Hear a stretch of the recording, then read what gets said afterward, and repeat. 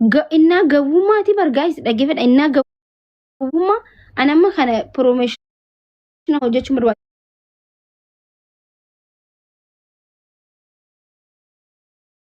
Innaa gawwummaa bakka jechuun nama akkamii wallaahi wabila malee maal dalaydan asirra teessanii irra guddaan keessan dhugaan isinitti himaa qabadha. Irra guddaan amma asirratti hoolayyiin biyya Arabaatun Senegalee sammuu qabnetun irra guddaan isi ilaalame arraba qofa. Isiin Harargeen jaalattu, isiin Harargee jaalachuun ganama galgala gosummaa faarsuudha. Akkasi gosummaa gosa himachuudha. Harargee jaalachuu jechuun gosti tiyyatana kottaa walitti qabama naaduulaa jechuudha. Namni kamuu gosa ni qaba by the way. Namni kamuu namni hundi ni qaba bar. Senegalee Harargee jaalachuuni anamma warra sammuu ijoollee Harargee sammuu qabdu wajjin haasawaa jira. Warra sammuu qabnee miti beekadha. Ijoollee Harargee tan gandummaa hin qabne ta akka tiyyaa ta sammuun isii kutaa 11 ijaaramteen baana beekadhaan. Jazbawwan maqaa Harargee balleessaa jiru kanan baanuwan. Dhaggeeffadhaa uummata kiyya hawaasa kiyya ani kabaja guddaa isiniif qaba. Garuu wanni hubachuu qabdan tokko namni tokko Harargee jaalachuun dirqama Harargee jaalachuun kiyya gosummaa faarsuudha. Gandummaa faarsuudha. Harargee king jechuudha. Harargeen kutaa hunda caalti. Kutaan biraa akkasii, kutaan sun akkasii, kutaan kun akkasii jaani kutaa biraa arrabsuudha. Harargee jaalachuu jechuun. Dhaggeeffadhaa miis Harargee ta'uu qabdu ana isinii galee dhugaan isinitti himu. Kutaa Oromoo kutaa 11 jaalachuudhaan okay kutaa Oromoo kutaa 11 jaalachuudhaan akka jaarraa abbaa gadaa fatteechuu kutaa takka osoo ta'in kutaa 11 jaalachuudhaan kabajuudhaan kanas jaalachuudhaan sanis jaalachuudhaan kanas jaalachuudhaan kan deemaa jirtu ana maakiidha. Tanaman arrabsine jechuudha. Tanamaa wajjin ta gosummaa takka gosti tiyyatana jetteen been isin bar diaspora irraa dhaggeeffadhaa. Xiqqaarraa guddaarraa jechuudha. Ameerikaa Kaanaadaa teessanii guruppii ijaarratanii gosummaadhaan ijoollee walitti ijaarratanii gizee ficcihiistan isin keessan seenuun isin hin jiran. Ani isin hin beekuun isin hin jiran. Sababa san ati Harargee jibbitaan aan jettan. Dhugaan isinitti hima jechuudha. Jaalattanis jibba abbaan dhugaan na jaalattan namni dhugaa jaalattan na jaalattan namni dhugaan jaalanne moo nan jaalatina. Wallahi wabilan arrabbii qabadhee isin hojii dhaabbadhee falma jechuudha. Rabbii qabadhee namni tokko nan deeggarina namni tokko illee deeggarsa nama tokkoon barbaadu. Waggaa dila kanarra duulamu kanaa arrabsamu waan biraatiif miti. Gosummaa keessa seenu bakka hin seenu war dirqamaa miti barkun. Ameerikaa teessee gizee gosummaadhaan hawaasa walitti jaartu. Okay? Hawaasa walitti jaartanii miidiyaa kana gubbarratti gosti king bar gosaan bar geemii anka gosaan taphatanii jechuudha. Gosummaan miidiyaa kana gubbarratti anka geemii taphatanii leenci kan namu gosa gale duraan leenci gizee namaa kan nameeyu tokko akkas gandummaa beekun jiru jechuudha. Gandummaan jaaraniiti Harargee tana qoshorombot godhan jechuudha. Isini galee dhugaa walii himna jechuudha. Yoo karaa Harargee gaddeebine Harargeen akka duutu ikonomiidhaan akka bakka guddinaan waa hundaan akka duutu godhe hoolayyii as gubbarra fiiduu kana jechuudha. Akka tokkoomtee uummataa wajjin dhaabban ikonomiidhaan hayyummaa waa hundaan akka hin guddanne ka godhu jiru asirratti bahanii tokko bakka isin akkas isin kutaa san jala fiidi. Kutaa abbaa fedhe jala haa fiigu. Anqan ganda kiyya narrabsiisnetti anqan gandi kiyya akkasiit akkanaat jee hin xuunetti bikka fedhe deemee abbaan fedhen firoomu abbaan fedhe hojii deemu mirgan qaba jechuudha. Kuni Harargee keessa hin turre jechuudha. Okay? Harargee keessa abbaan fedhe hojii nyaatee ka fedhe ka waliin nyaatee ciiseetu waliin jiraanna kan nuti beeknu jechuudha. Gosummaa fi gantummaan namni akka adda hiramu ka godhe mee dhaggeeffadhaa waan biraa dhiisaati.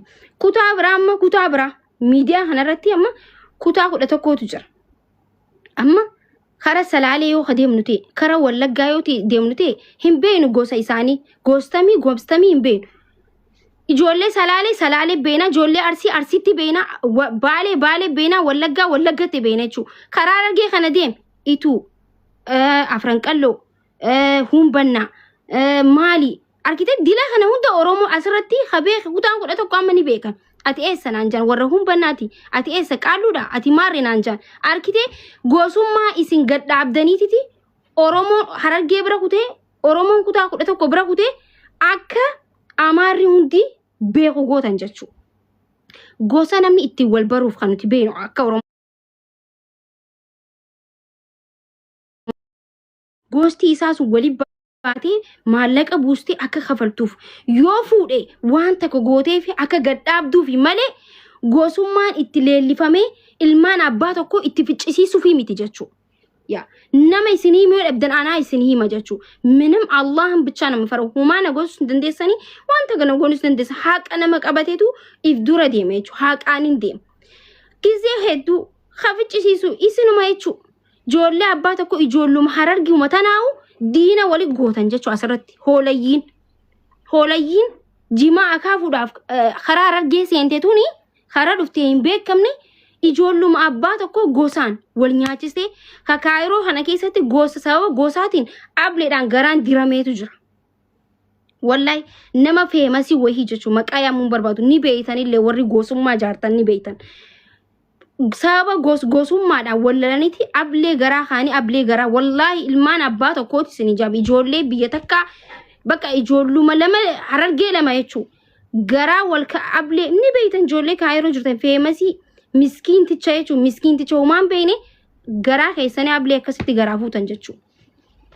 Yaa kun hundiyyuu maal rakkoo qabu mee takkooma Harargee jibbiti kajattaniif waan gosummaa hin faarsineef waan gandummaa hin qabneef waan biraati miti namni akka kiyyatti Harargee jaalatullee inumaa hin jiru jechuudha. Isin galee yallam orjinaal Harargee katabaara ani nani garuu faarsuudhaan osoo hin ta'in hojiidhaani jechuudha. Hojjadheetiin yoo mana barumsaa jaaruste sinigale yoo waa godhuste dalagee hojjadheetiin maqaa biyya kiyyaa ol kaasa malee gosa faarsee ganda faarseetii miti kanin maqaa kiyyaa yaamu maqaa gandaa yaamu jechuudha.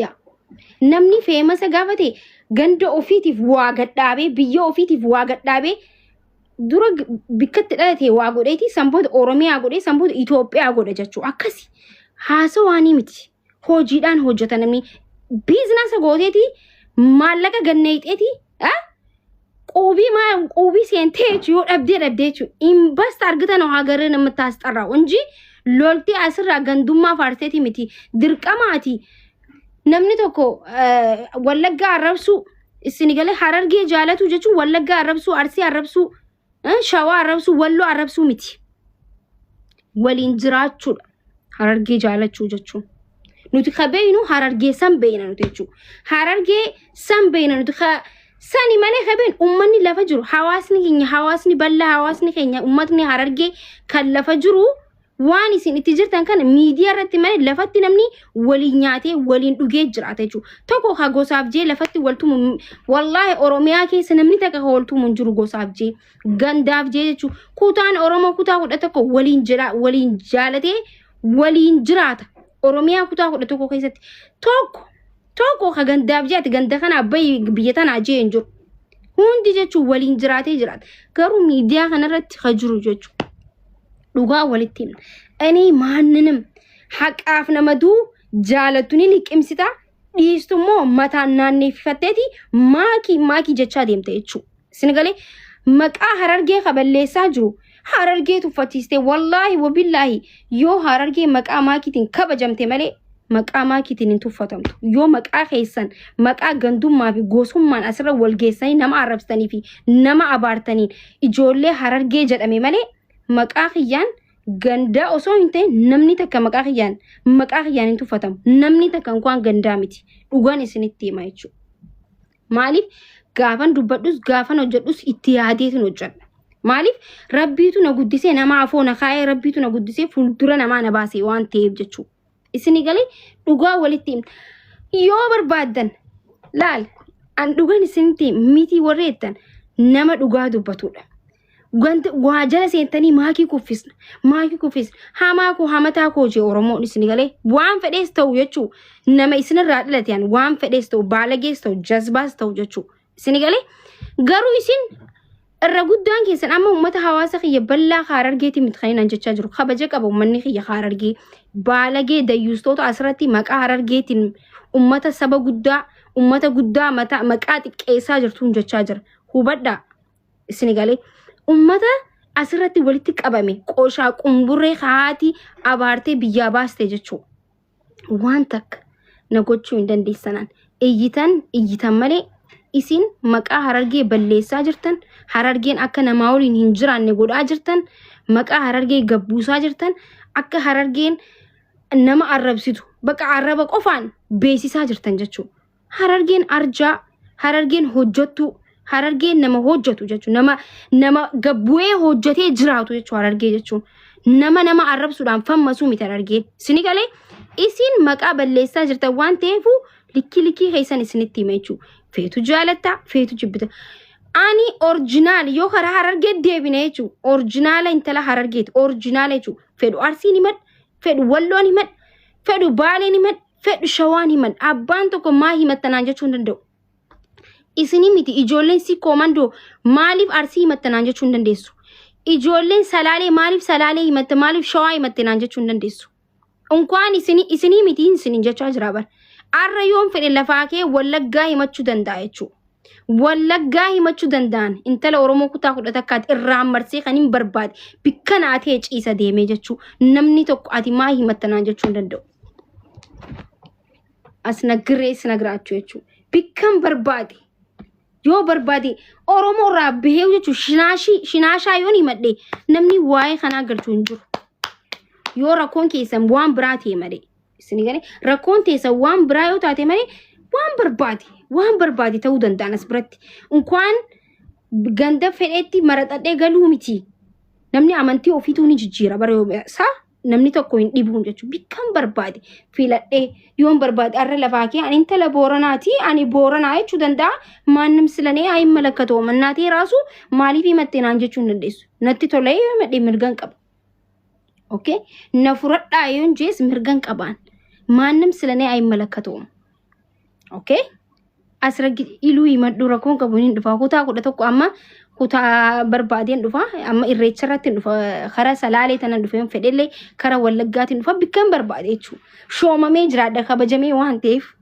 namni na shakkulleen hin jiru maaliif jennaan ani nama badaas miti nama ganda waliin nyaachisus miti nama hai abo nuti bari yoo barbaanne yoo barbaachisaa ta'e bar nuti Boorana keessatti mana jaarannee jiraachuu dandeenya bar Harargee irraa baanee jechuu Senegalii si komando keessa deemuu dandeenya bar Walloo keessa seenuu danda'a maal abbaa keetii fidda na caala ummata Wallootiif qabsooytee taati na caala ummata Wallootiif sagalee taateeti kana asitti dhuftee na arrabstu maasrajjaaf marrajaa Facebook irra jira bar challenge qarshi takka geessisee waan danda'u hawaasa kiyyaaf guyyaa sadii riba dhabee jechuu kan hin gargaarsee bar ummata kiyya bal'aa osoo amma waa taanilee aanata fiidee sagalee taatu jechuu na caala ummata Harargeetiif sagalee taateeti na caala moo rabbii sodaadhuti osoo meeqa dhaqaana darbanii aanaan ganda kanatti aanaat as keessaa bahee jeetiin bar ummata kiyya gargaarsisee bar